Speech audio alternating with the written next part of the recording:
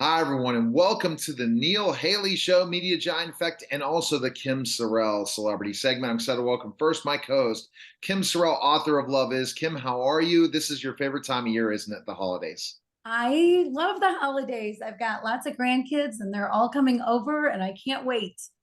And we have an exciting guest today. I'm always intrigued by authors and how they're able to come up with their craft. So who's our guest today? Buddy Levy, the man, the myth, the legend. Buddy, I don't know when you sleep. You have a new book that has just come out. You're this follower of eco adventures. You've written documentaries, you teach, you have written so many books and have done so many crazy things. I'm happy you're still alive. So thank you for being here. And I just am so excited to talk to you and hear about your latest project. Hey, thanks for having me, y'all. I really appreciate it. Yeah, I've been pretty busy last few years. So how many books have you written, buddy? 8, and I've just started my 9th. So I'm trying to get, up to 10 to 15 before my capacities are diminished. So Kim, when are you going to catch up to 8 to 9? I've not written one yet. I guess he's calling me out there. I got to write a book too. I mean, you've too, so you can catch up, right? 8 to 9, Kim? Oh yeah, yeah, yeah. I'll catch up. I'll catch up soon. I'll work on that. But and not only writing and all of the stuff that you've done, Buddy, but your babysitter was Ernest Hemingway's granddaughter. I find that Wow. quite interesting. You have done your research. Yeah, I grew up in the ski town of Ketchum, Idaho, and my first babysitter there was Margot Hemingway. And Jack Hemingway, Ernest Hemingway's eldest son, was my French teacher and taught me how to fly cast with the fly rod. So I have some Hemingway connection. My father was good friends with Jack Hemingway, and Jack Hemingway incidentally wrote the foreword to my very first book, which was called Echoes on Rimrock. So yeah, good research there. And that's impressive too, buddy. I mean, to be able to have that for the first forward, right? That gets you started, doesn't it, as an author? Yeah, it puts a little pressure on you to have the Hemingway name on your first book. What are you gonna do? What are you gonna do for an encore? There's nothing to do. And what advice do you give authors, especially that want to be published? Because again, the success you've had being able to be published, it's not the easiest thing in the world to go out and find a publisher and find it, and also just write a book, right? Right, buddy? Yeah, I mean, I think you have to just trust in yourself and your intuitions and be really persistent. That's the main thing. Writers, these books, as I tell my children and my new grandson, these books don't write themselves. So you have to sit your butt down in the chair and be persistent and rigorous and dedicated, and it'll happen if you stay at it.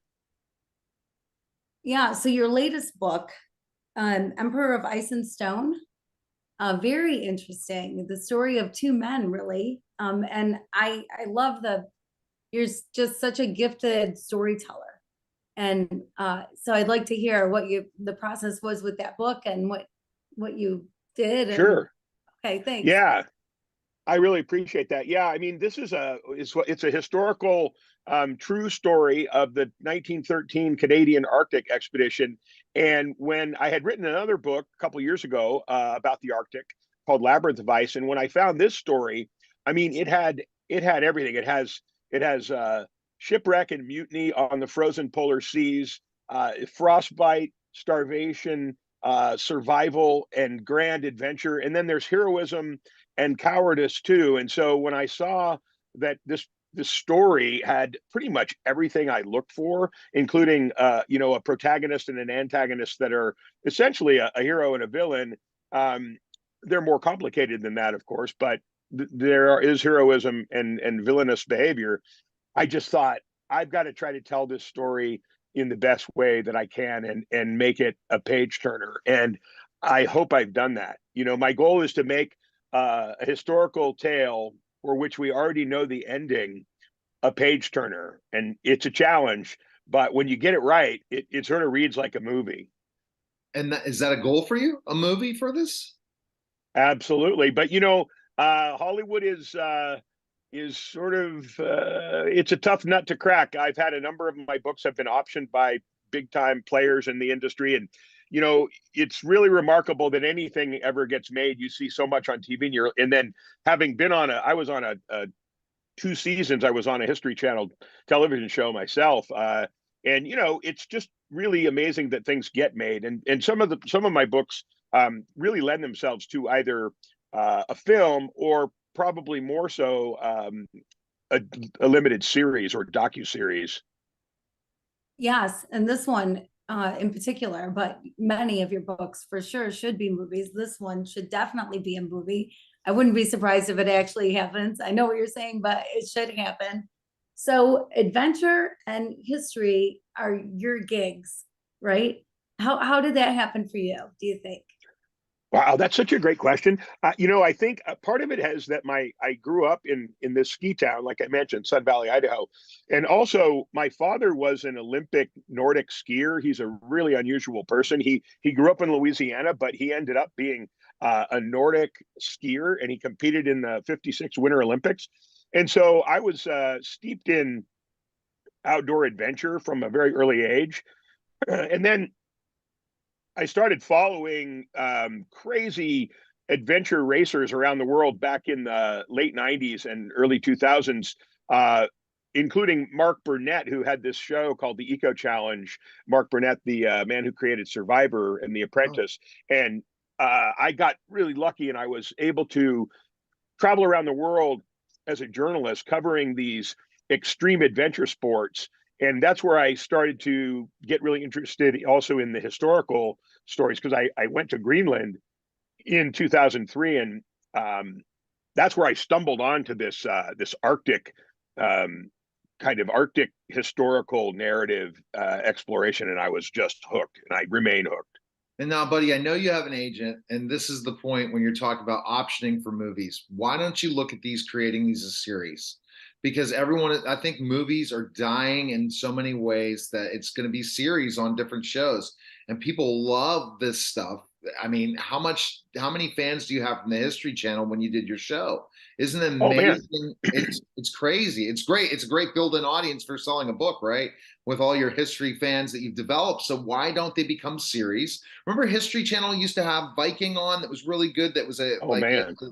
why don't they create more of those history to look at all the other OTT networks and what they're doing and create shows like that Netflix would option or things like that? And maybe a series is a better deal for you. Yeah, that well, you know, it's all a matter of, like I said, you've got to be persistent and keep your name out there, and you have to keep contacting the right people and get meetings, and really, you know, it's a full-time gig.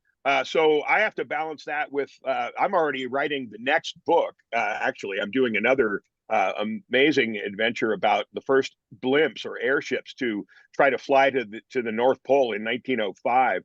And so, yeah, it's a matter of having all those irons in the fire. But you're right. You know, when Decoded was on, we had about 1.7 million weekly viewers, which it went off the air in 2012. But it's still riding along on History Channel.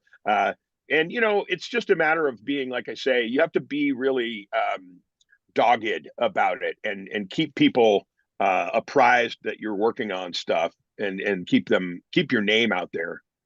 Well, So this is helping. I'll tell Kim this. I'm as relevant as the last celebrity I've interviewed, Kim.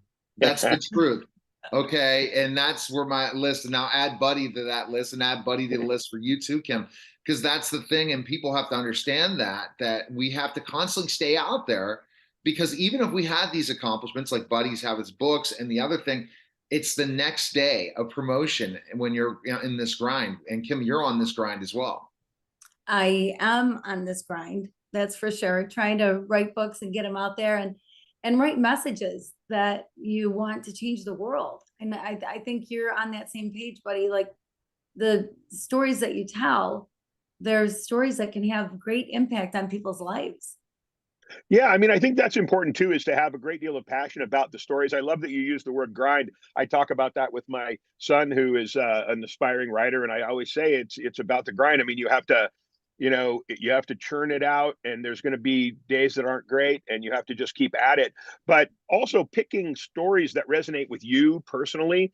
To me, that's really crucial. I've never written a book about anything that that bored me at any time, or that I just felt like I was doing it and going through the motions as a job. When I get up in the morning and I'm on one of these quests to tell this story, and they take a couple years, to do these right. And you have to just love the storytelling, the process, the editing, all facets of it. I think that's really important too. Well, I don't know, Kim, what recommendation do you give me to finally write my first book? Come on now. Is it to just write a 10-page thing? Everyone wants me to write my memoir, Buddy and Kim, as a former professional wrestler. People want to know the story, how I became the media giant now from the stories back in the day in pro wrestling. It's just like the time, Kim, Buddy, you guys put so much time into writing. So Kim, how long did it take you to write your first book and your second book total? Well, my first book, it took about a year, and my second one, it took a little bit longer than a year. I dedicated a year, Buddy, to figuring out the true meaning of love, and I did it in Haiti, and that itself is an adventure. And the things that I found out just kind of blew my mind. There are things that were taught about love that are done in the name of love that aren't really love. And so I learned a lot about it. And I look at you and read about you, and have seen you on so many things. And you obviously love people. You obviously really like people. Not everybody does. Yeah, that's a great point. Yeah. I think being gregarious is really important, and which is kind of ironic, because most of what I do once I'm finally locked into the project is in an office by myself at a computer monitor. But the process, the research part of it, I really love too, where you're talking to people and interviewing people and meeting explorers and meeting librarians, where they're helping you get the information. And I will say I have one sort of advantage over a lot of writers, especially fiction writers or memoirists, which is that I know how the story is going to end. So when I start the book, I have the general, I don't have to make up the ending. I know how it's going to end. It's a matter of, I said this last night at a function. I think if I have a superpower, it's using words, my own words, and other people's words, and using those and stringing those together in a certain way that sings. Because what I do is take these narratives, and usually I'm working with diaries, and these explorers kept remarkable diaries and journals, and so I'm figuring out a way to bring those characters to life on the page through what they actually said in their most dire moments, sometimes even in their last breaths. And so it's just an amazing journey that I've gotten to be on, and I really, I'm just going to keep doing it as long as I possibly can. See, you guys are so blessed to have the opportunity to be able to do what you love, as I'm able to do what I love. And it's too bad so many people in society are not choosing something that they love to do each and every day. And it doesn't feel like a grind when you do that. Just have to constantly just keep your focus, and know that you're helping others. Buddy, where's the best place people can find you and purchase your book? Where can they go? Appreciate that. Yeah, I have a website, buddylevy.com, buddylevy.com. And then I've been really fortunate that my books are at independent booksellers near you, and at all the big box places, Amazon, Barnes and Noble, and everywhere else. I'm on a roll. So thanks so much for having me. Fantastic, Buddy. We appreciate it. You're listening and watching The Neil Haley Show, and we'll be back in just a moment.